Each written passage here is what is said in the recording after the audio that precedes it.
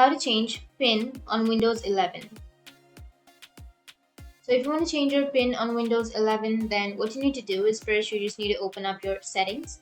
Once you open up your settings, now here you can simply go with the option of account. Simply click on account. Once you click on account, now scroll down and go with sign in options.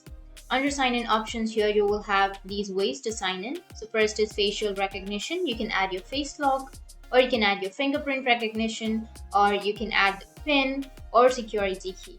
So if you want to change the PIN, then simply click on the PIN, and then here you will have an option of change PIN.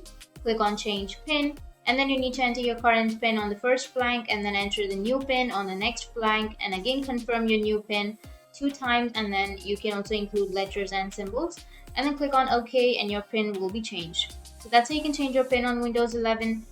And if you have any questions, feel free to comment below. Thanks for watching.